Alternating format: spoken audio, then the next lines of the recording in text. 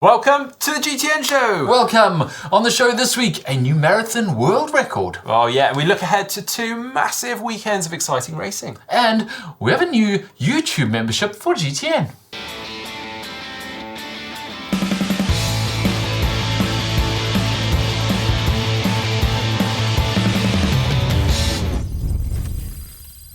Starting with a roundup of everything we've noticed on the internet over the past week, and if you missed it, you must have been under a rock. The women's marathon world record was smashed this past weekend in Chicago. Kenya's Ruth Chepngetich broke the world record, and for the first time ever, a woman went under 2 hours and 10 minutes. It doesn't feel like that long ago that men were winning races with sub 2 hours, 10 minutes. I mean, also what's really amazing incredible. is the splits as well. So she went through 5K in basically 15 flats, 10K in just over 30 minutes. She went through the half marathon mark in 64:16. Which would have been the 5th fastest half marathon in history on its own. Unbelievable. The first thing you ask when you see performances like this these days is, what shoes are they wearing? That is the first thing you ask. What, right? Like a new prototype with new carbon plates or a new foam, maybe? Yeah. We don't know. She was in Nikes, and I don't think they were actually new thing. That is the first thing you ask. Yeah, that was the first thing, yeah. Also, what's amazing is that I think there were personal bests for her or season Of bests. all the distances. Of all the distances. 5K, 10K, yeah. She obviously really tapered well for this. Also noticed that pro triathlete Natalie van Coevorden, who is a short distance or has been a short distance specialist, has opted out of the Grand Final and has decided and announced her transition to middle distance, long distance racing. So she's actually going to be getting stuck into the Noosa Triathlon in November and then Melbourne 70.3. Yeah, she raced the Olympic Games for Australia. I think she finished in the 40s, but she didn't even wait till the end of the season to make the transition. She's not even going to finish the grand final, just Enough done. of it. Straight into long distance or middle distance. We also noticed this. Underwater triathlon. You ever done an underwater triathlon, Mark? No, but I like the look of it. Michael Andrew. Yeah, so Michael Andrew, US Olympic swimmer, gold medalist, in fact, from the Olympics. He does all sorts of crazy things on his Instagram account, dropping into a filled-up swimming pool, I might add, on a skateboard. I was going to say, dropping into a swimming pool on a skateboard is not that unusual. And also doing a triathlon completely underwater is a lot of fun. Go give it a watch. Yeah, pretty cool. Also noticed on the internet, Sam Long's new bike. This one's about a week old now, but we thought we'd pause here to take a moment of appreciation for a really good-looking bike. I mean, the photos are beautiful, but you should actually see the video footage of it as well, where it sort of, the colour shifts and shimmers. It's amazing. Very nice. Very cool. And then, let's get back to some Kona spam. We touched on a bit last week. Kristian and Gustav still coming through with the goods. So they have, it seems, just head out to the Big Island in Hawaii. And they've had loads of impressive workouts, notably on the running side. So one from the 9th of October, which may have actually been before they got to Hawaii. They did a 25-kilometre run with 19 kilometres of which building from Ironman pace to 70.3 pace. Would you like to guess what that pace is? 3:30 per kilometre. That's the Ironman pace. That's their Ironman pace. Through to around 3 minutes flat per kilometre, all within 19 kilometres of a 25-kilometre run. And then, once they're down on the Big Island on the 13th this weekend, titled Zone 2 as well, they did a 24-kilometre run, again with a 19-kilometre workout section in there, which seemed to alternate between 1 kilometre at 3:30 per K and then 1 kilometre at 3:10 per kilometre. Continuous, it seems like no rest, and then the last 3 kilometres of that, all sub 3 minute kilometre. So what we're saying here is that they've hired someone with a bike to put the on, so they can troll all the other pro triathletes and have them out the race before the race even started. I mean, if this isn't mind games, I don't know what is. I mean, bloody hell. Well, you've got Mark psyched out. You definitely beat him on Kona. Not sure about the rest of the pros, but possibly.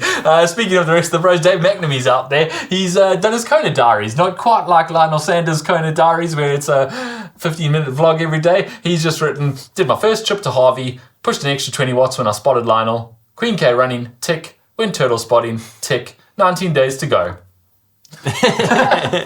Summed it up there perfectly there, David. Nice one. And moving away from Kona content, a nice one to finish with. Holly Lawrence and her partner Sean have announced the arrival of their new baby, Poppy Lane Jefferson. So congratulations to both of them and exciting times ahead of them. Yeah, congratulations.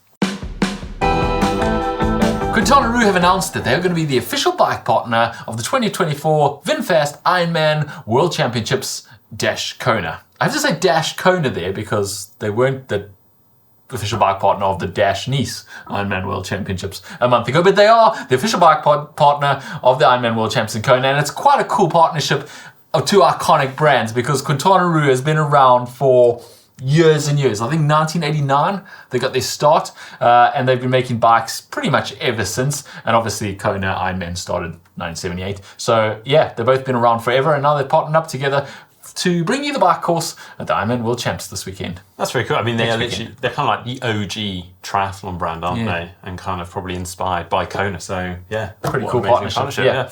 Also, we spotted that Supertri have added another age group race to their ranks with Toulouse next year. So they already had Chicago and Boston, obviously being very successful with the age group races, running alongside the Supertri elite races. And yes, they've added Toulouse now for 2025, so I believe that's in October, 5th of October. Yeah, Toulouse come on board to make it a massive age group spectacle and triathlon festival around that race next year, which is pretty cool. They wanted to make one of the biggest sprint distance triathlons in France, which is saying something. Yeah, that's very cool.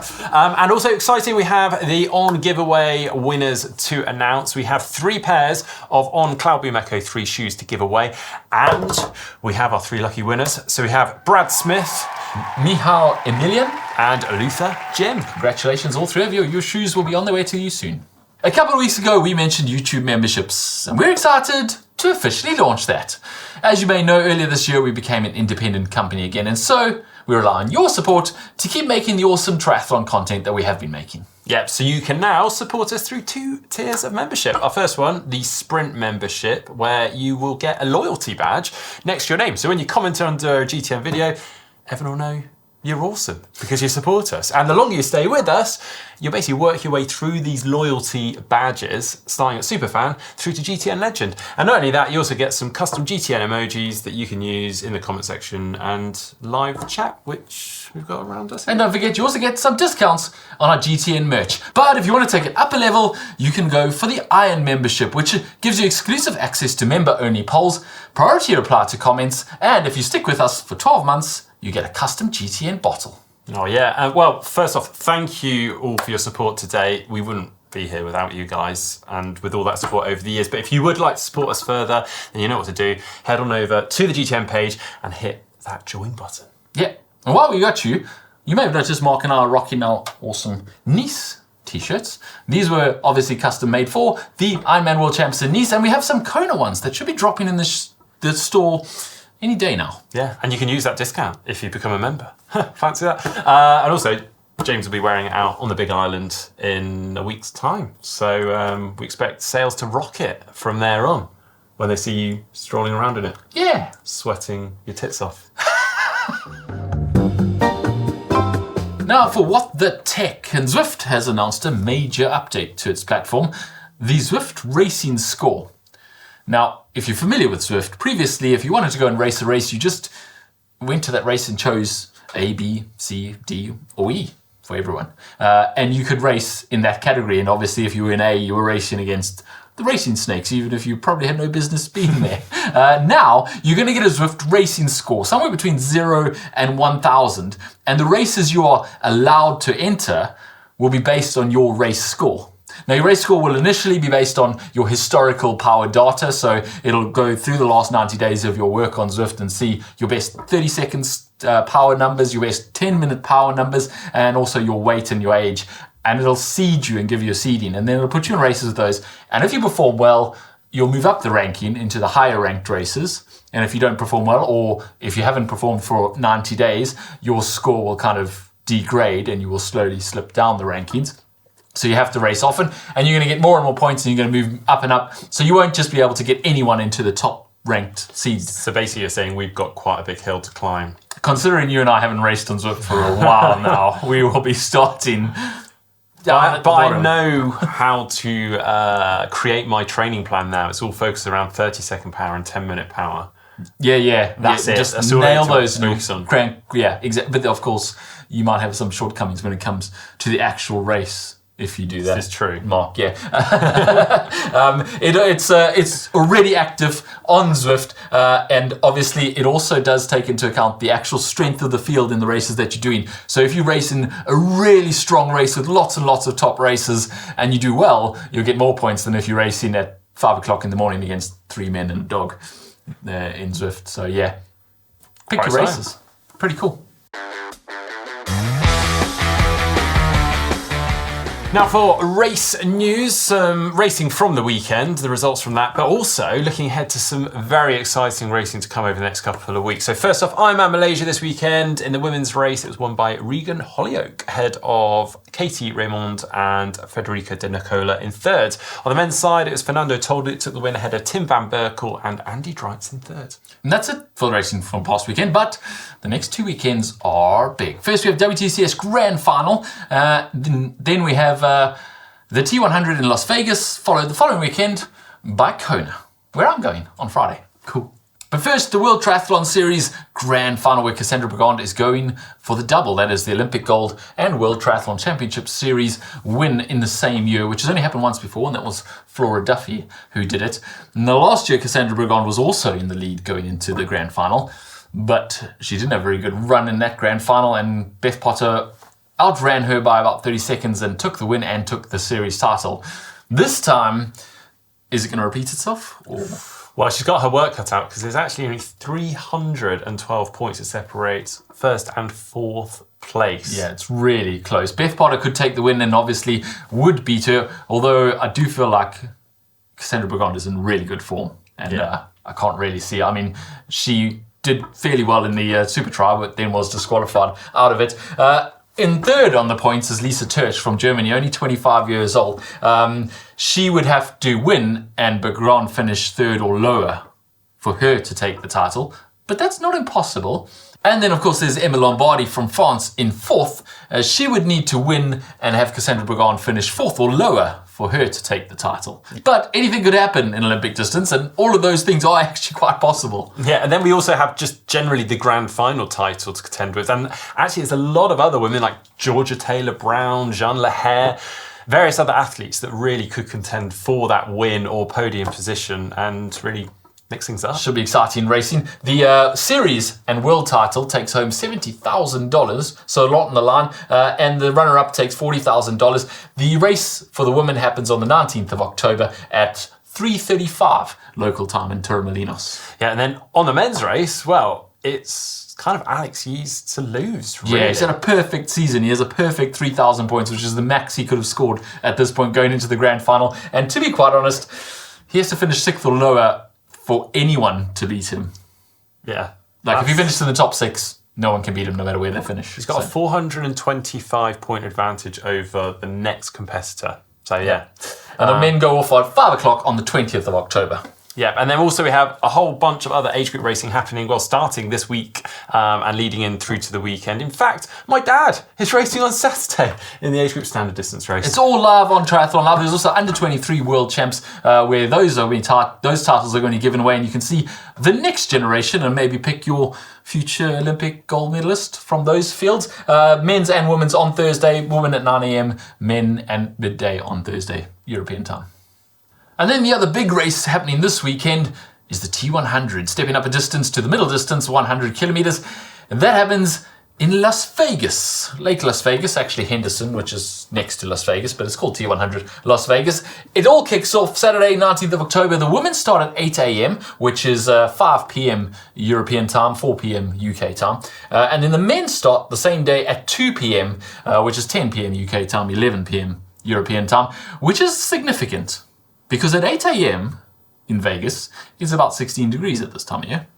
At 2 p.m, it's about 33 degrees Celsius. Ouch. Wow, that's pretty disgusting, really, isn't it? Well, the swim is also in Lake Las Vegas, which is also a balmy 27 degrees Celsius. Ooh. Swimming in a bathtub. And the bike is 5 out and back loops of 10 miles, which starts with a bit of a rolling section and then into basically a climb up to the turnaround point and quick descent back down into that rolling section again, with a total of 1,000 meters of climbing over that course. The run is 6 laps, also not flat. And possibly hot. Yeah, very hot. Possibly very hot. Now, both of the fields are absolutely stacked, as you would hope. It's also the penultimate race in the T100 series. So, kind of a last chance to get those points going into the final, where there's extra points on the line. But also, there's a few athletes on the start list who are starting to worry about a contract for next year, because you really want a T100 contract for next year. And some of them need to prove themselves now or never. So it's going to be some fierce racing. The women's strength of field score, 97, which is absolutely stacked. Taylor Knibb, can she run away with it again? Well, I wonder if Flora Duffy can find a T100 legs. That's the excitement, I think. There's excitement. Yeah, she said she was a bit of a shock to her sister in the last T100 she did with the time trial on the bike, but she's had a bit more time to get used to it. On the men's side, strength of field, 95.25, so almost equally as strong. Will Martin van Riel remain undefeated? He's never been beaten in the T100. Again, hard to look past him, but then can the strongest legs in triathlon overthrow the strongest, self-titled strongest legs in triathlon, Sam Long. Yeah, will he be able to overcome his swim at this time, get his form back? Because he was on top form April and May, and since then it's been a little bit up and down. And also not forgetting Alistair Brownlee. Can he just have a strike of luck? And that'd be good, yeah, because he got a penalty last time, otherwise he would have been right up there within like 30 seconds of the lead. There was a penalty in the T100, yeah. I was only a minute, but still, he would have been right up there like 30 seconds from the lead. So I'm only joking. Fingers crossed, no more penalties. I feel like we haven't heard the end of these penalties that happened for the first time ever. Anyway, also there have been a couple of withdrawals last minute, and there may be more since or after us filming this. Currently, Lucy Charles-Barkley and Chelsea Sodaro, so unfortunately we won't see them racing. And whilst we're talking about the PTO, they have built upon their alliance with World Triathlon and agreed upon a 12-year partnership with World Triathlon moving forward. So we should see lots more great stuff happening between the two of them. And now on to Try Spy. Last week we gave you this image, and we fooled you. Okay. A whole lot of guesses. Try Spy Max Newman by James Blackman. There was quite a lot of Max Newman. Aaron Hyman, Corey Plant said Max Newman. Donald Lamarche said Max Newman. There were a couple of others. Martin van Riel.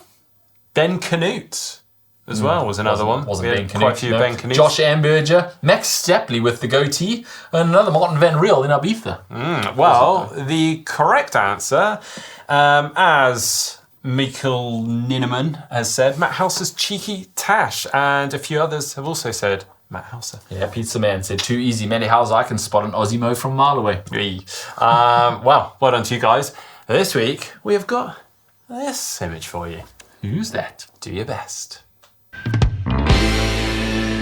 Say what? Okay, I'm going to jump in here, James. I'm going to read out a comment under your video from the weekend. Sounds ominous, Mark. I think you prefer me reading this one out. This one comes from Jonathan Brandenburg 6508. Now, this is under James's recent ultramarathon video, and James has very kindly been very open about his journey over the past year or two, and it's a very emotive and powerful piece around some of your struggles over the last year, and there are a lot of amazing comments under there. I couldn't possibly read them all out in this video today, but I've picked out one. Jonathan Brandenburg's one said, seriously James, this is one of the best videos GTN has ever made, and that's saying something. As a 40-something who has struggled with health issues, mental health challenges, and being a father of 4 and a husband of 1, this video meant so much to me. Ever since you joined the GTN crew, I thought you provided a needed perspective, especially for us old guys doing just to keep fitness and sanity in our training. This video confirms you were the perfect addition to an already awesome team, and so glad you're still moving forward in your journey and sharing with us some of that journey. So blessed to have you, brother. Thank you. And myself. Try not to take it personally, Jonathan, that you call me the older generation, but the rest of it, thank you very much. I do appreciate it. I hope you guys have got something from that video. It did take quite a lot to put together, and obviously a shout out to Belinda, our creator, also, who worked really hard behind the scenes to do that edit and put it together. It was a bit of a passion piece for both of us, so I hope you guys have all enjoyed that.